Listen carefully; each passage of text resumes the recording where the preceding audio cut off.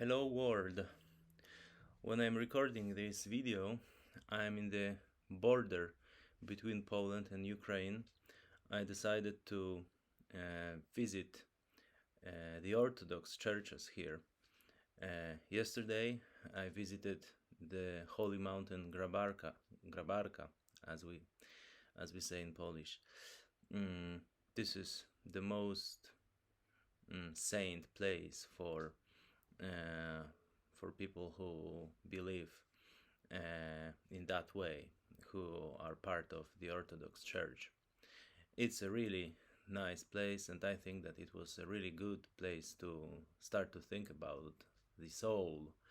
Because today I want to read with you the second sermon written by Meister Eckhart, and at the end I will try to say something about it.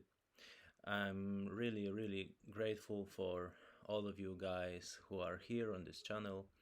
And there are first subscribers, and there were first comments. So I hope that in the future we will develop this channel together, because I'd like to gather here people who are interested in Meister Eckhart's works, and in a broader sense, who are interested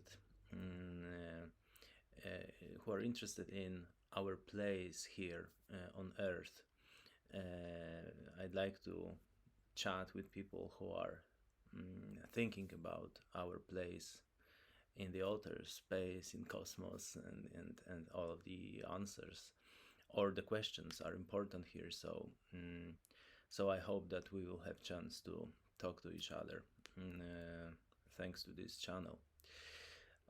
So without further ado, I think that it's time to go to the second sermon and then to my short comment.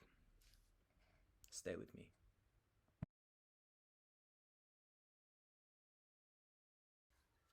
I promised last time when I was talking to you that I will find a different device to read these sermons, but unfortunately I'm traveling at this moment, so I need to use my smartphone one more time. So sermon 2, ubi est qui natus est rex Judeorum, where is he who is born King of the Jews? Now observe, as regards this birth, where it takes place. Where is he who is born? Now I say, as I have often said before, that this eternal birth occurs in the soul precisely, as it does in eternity, no more and no less, for it is one birth, and this birth occurs in the essence and ground of the soul. Now certain questions arise. First of all, since God is in all things as intelligence, and is more truly in them than they are in themselves, and more naturally, and since wherever God is there, he must work, knowing himself and speaking his word. In what special respects, then, is the soul better fitted for this divine operation than are other rational creatures, in which God also is? Pay attention, the explanation.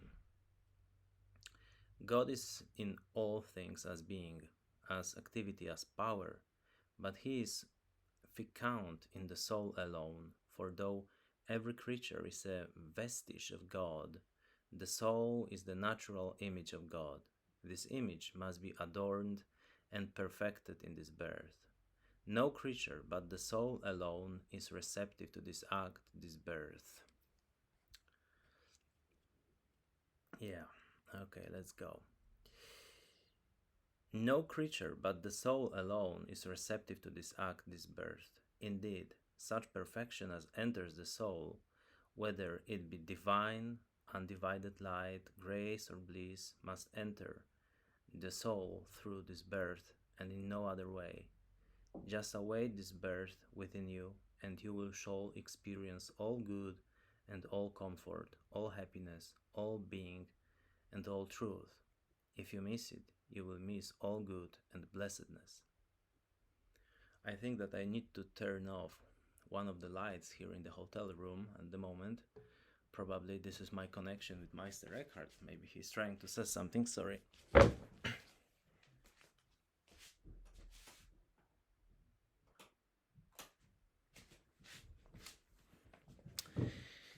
If he was trying to say something, I just closed this way for him. Okay. where where were I? Blessedness. Whatever comes to you in that will bring you pure being and stability. But whatever you seek or cleave to apart from this will perish. Take it how you will and where you will, all will perish. This alone gives being, all else perishes. But in this birth you will share in the divine influx and all its gifts. This cannot be received by creatures in which God's image is not found, for the soul's image appertains especially to this eternal birth, which happens truly and especially in the soul, being begotten of the Father in the soul's ground and innermost recesses, into which no image ever shone or soul power peeped. The second question is, since this work of birth occurs in the essence and ground of the soul, then it happens just as much in a sinner as in a saint. So, what grace or good is there in it for me? For the ground of nature is the same in both. In fact, even those in hell retain their nobility of nature eternally. Now know the answer. It is a property of this birth that it always comes with fresh light. It always brings a great light to the soul, for it is the nature of good to diffuse itself wherever it is. In this birth, God streams into the soul in such abundance of light, so flooding the essence and ground of the soul, that it runs over and floats into the powers and into the outward man.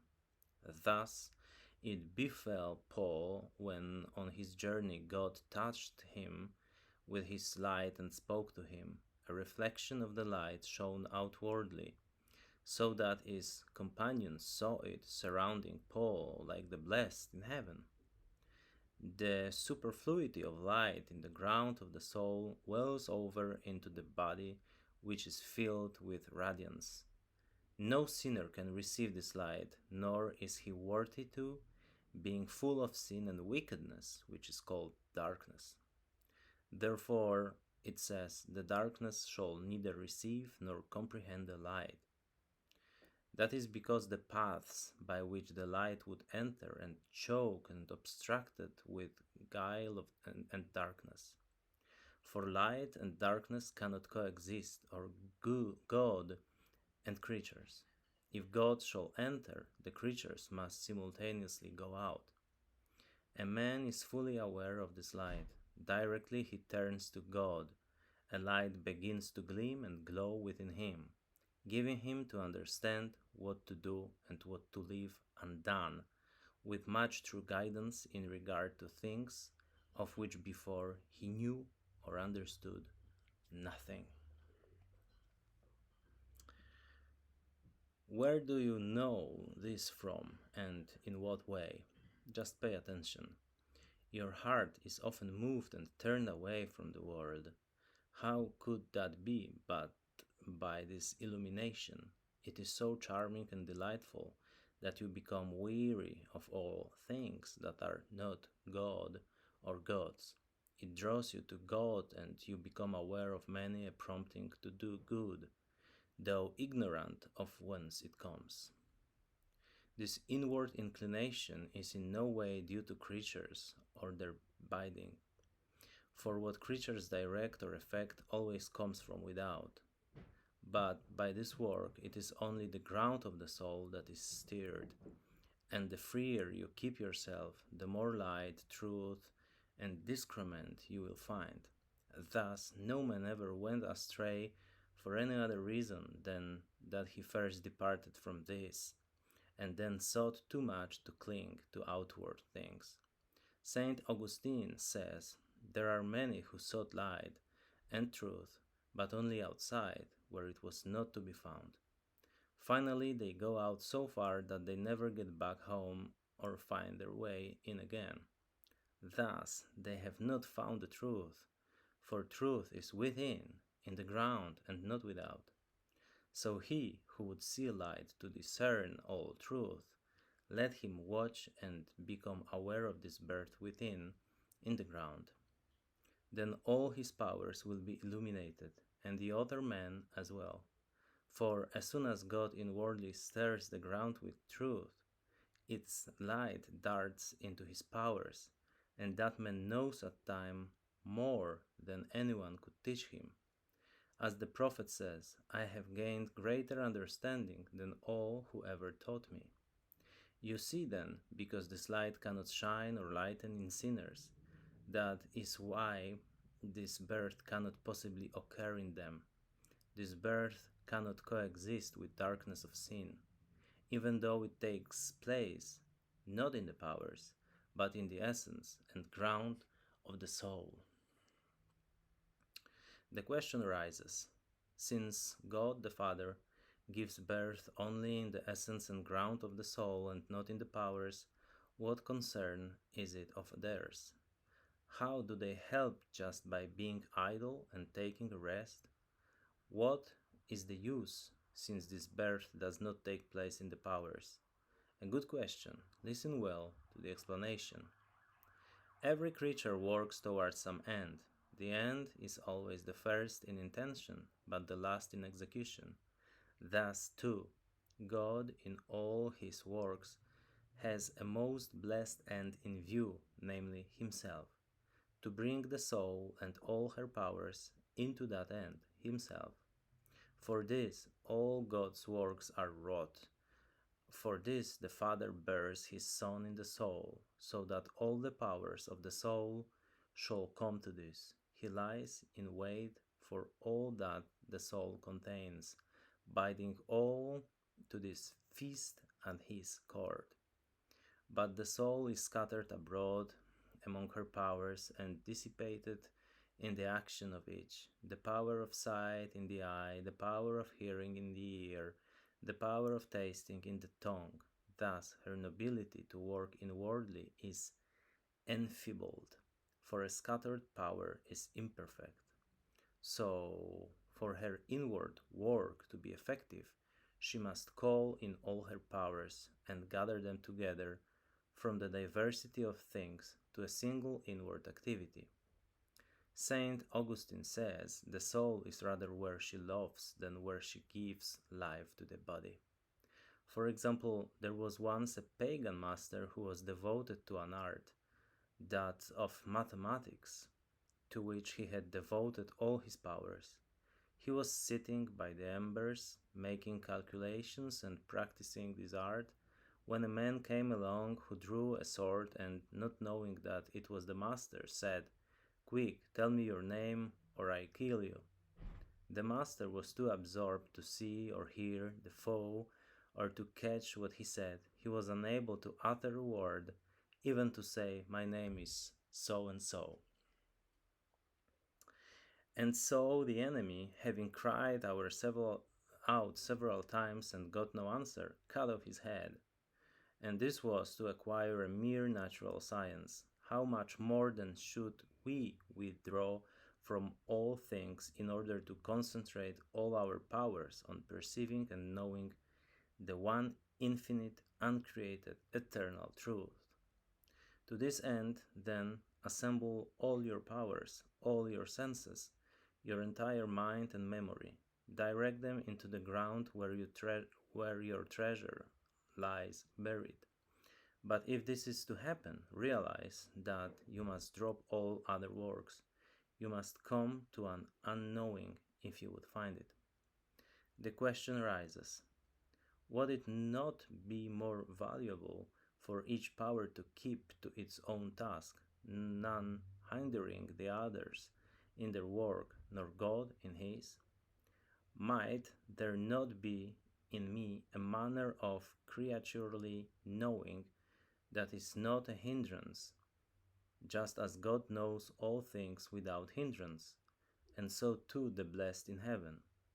That is a good question. Note the explanation. It's a long one, as always. The blessed see God in a single image, and in that image they discern all things.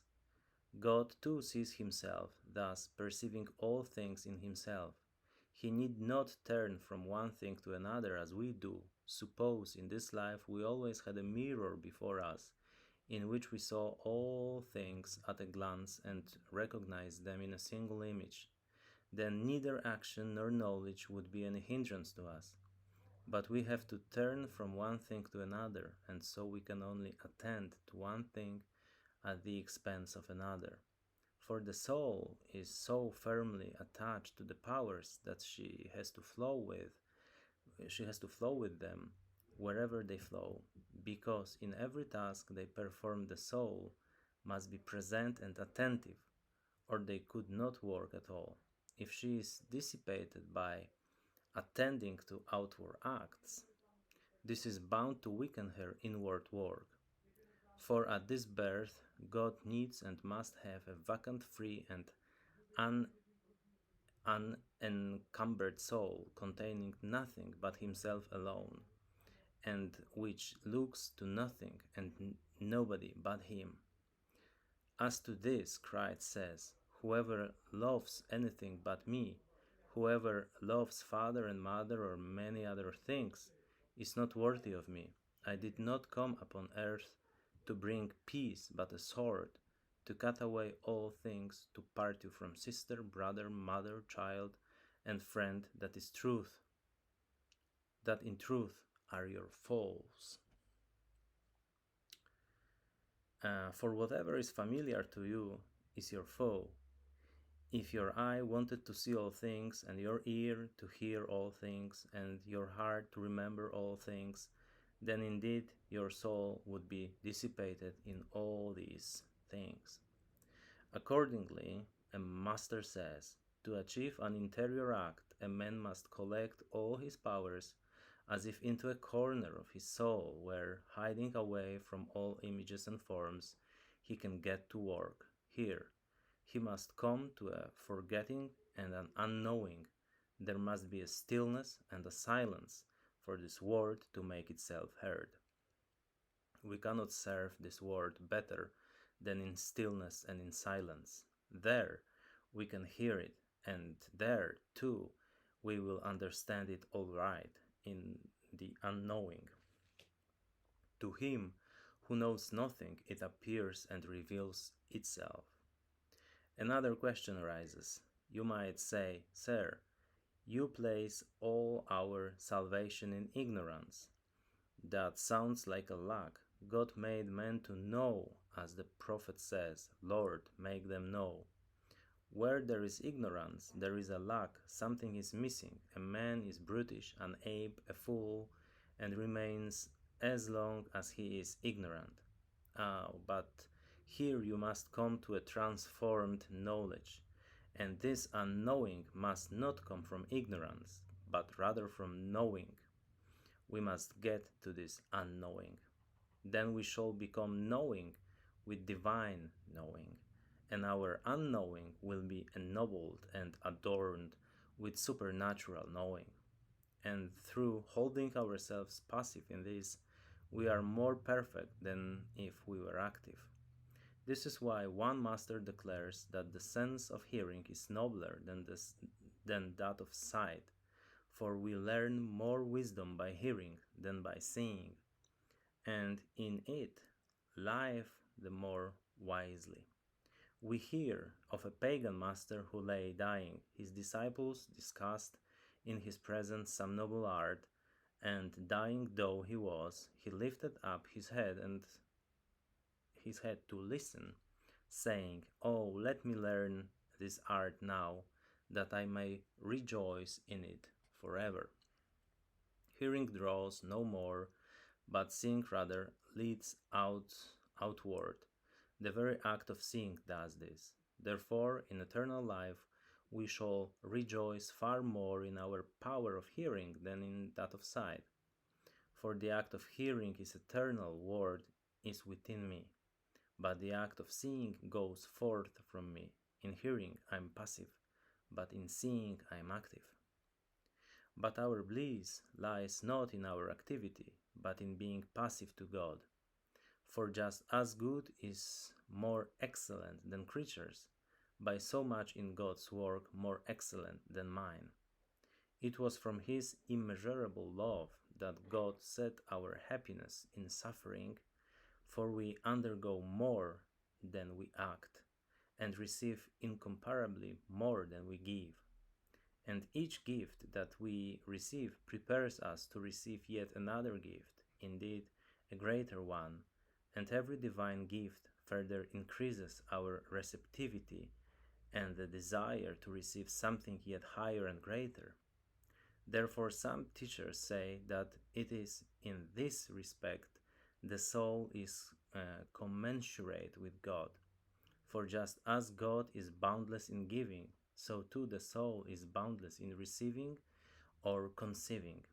And just as good is omnipotent to act, so too the soul is no less profound to suffer. And thus she is transformed with God and in God. God must act and the soul must suffer. He must know and love himself in her. She must know with his knowledge and love with his love. And thus she is far more with what is his than with her own. And so too her bliss is more dependent on his action than on her own. The pupils of Saint Dionysius asked him why Timothy surpassed them in all perfection. Dionysius replied, Timothy is a God-suffering man. Whoever is expert at this could outstrip all men. In this way, your unknowing is not a lack, but your chief perfection, and your suffering your highest activity. And so, in this way, you must cast aside all your deeds and silence your faculties, if you really wish to experience this birth in you. If you would find the newborn king, you must outstrip and abandon all else that you might find, that we may outstrip and cast behind us all things unpleasing to the newborn king. May he help us, who became a human child, in order that we might become the children of God. Amen. So that was the sermon number 2, and after next screen I will give you short commentary, short explanation. I will tell you what I understood from this sermon. If you have your own opinions, please leave your comments below this video. Let's go.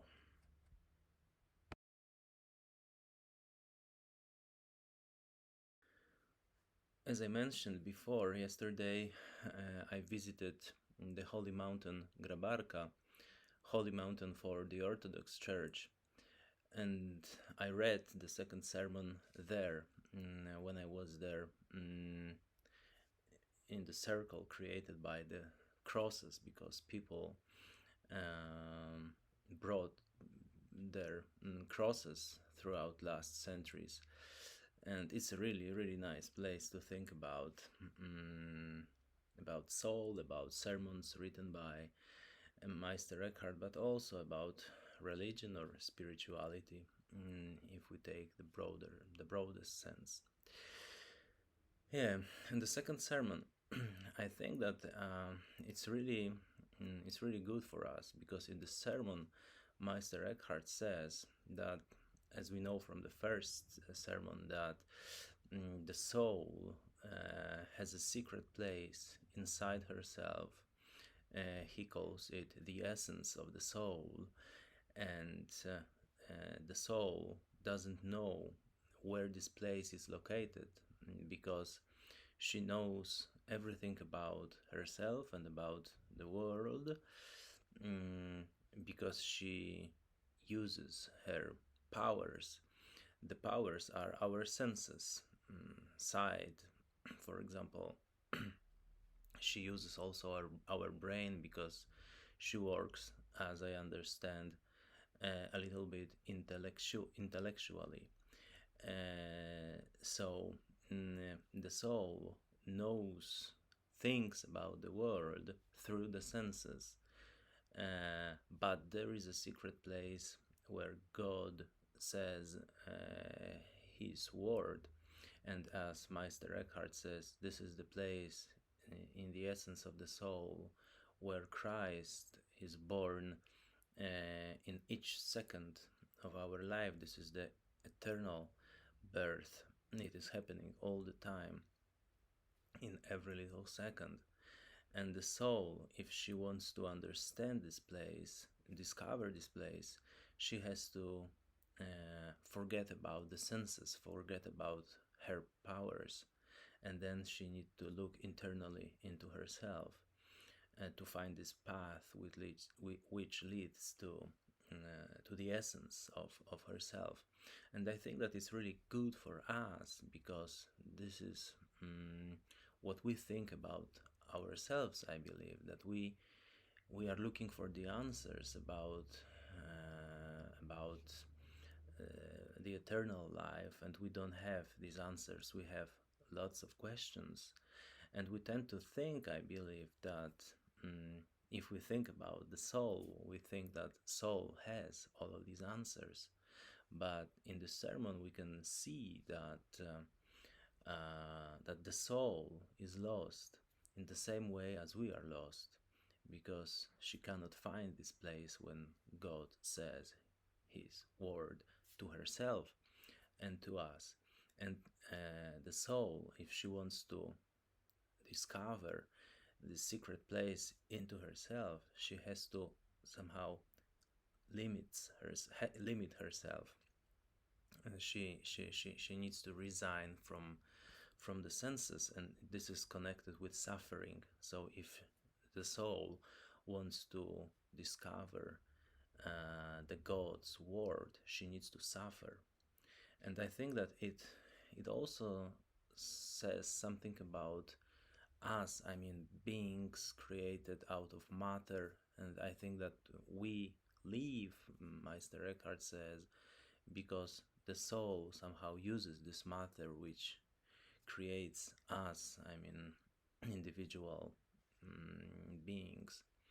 So if we want to discover this path, because in the first sermon, Meister Eckhart says that we can follow the soul, we can answer this calling from the soul, that somewhere deep in myself there is a word which leaves God leaves for us, and we can go there. I mean, the soul and us, beings created out of matter, we can discover this place, we can go there together. The soul could be our guide there. And it's interesting because simultaneously, when I read Meister Eckhart's sermon, I read moral letters written by Seneca, and of course they are completely different. Their systems are completely different, because Seneca doesn't talk to us about God. He's talking about intellectual life. I mean, we need to forget about, we don't need to think too much about our bodies, about external things. We need to be focused on our intellectual life, because we need to look for the way to be as good as it possible, as close as possible to the virtues.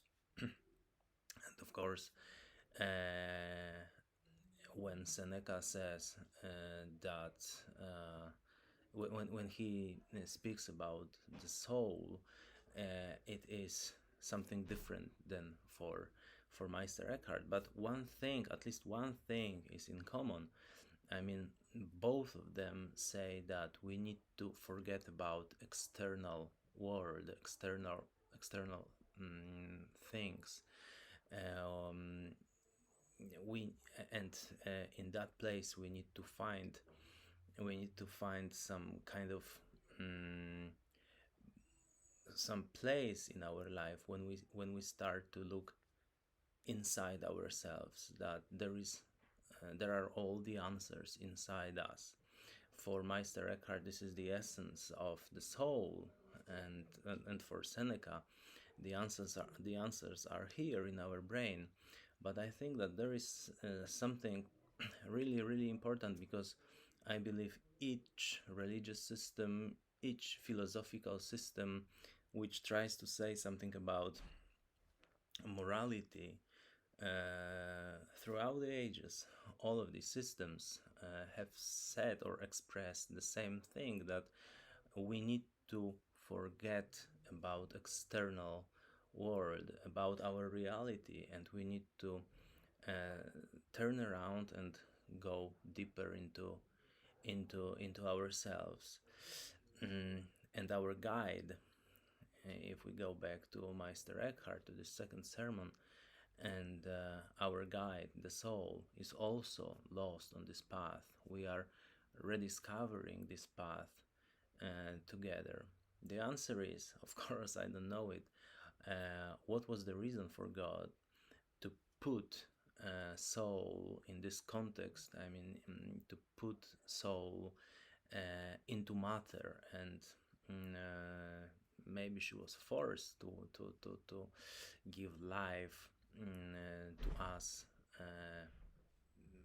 beings created out of matter. I don't know if she was forced or not.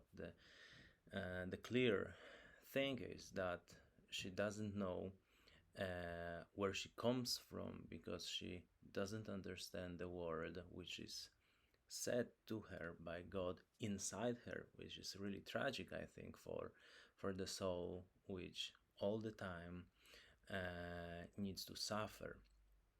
So suffering, this is a sign that we are on a good path, that we found some uh, answers or directions which can help us to get as close as possible to this secret place where Christ is born.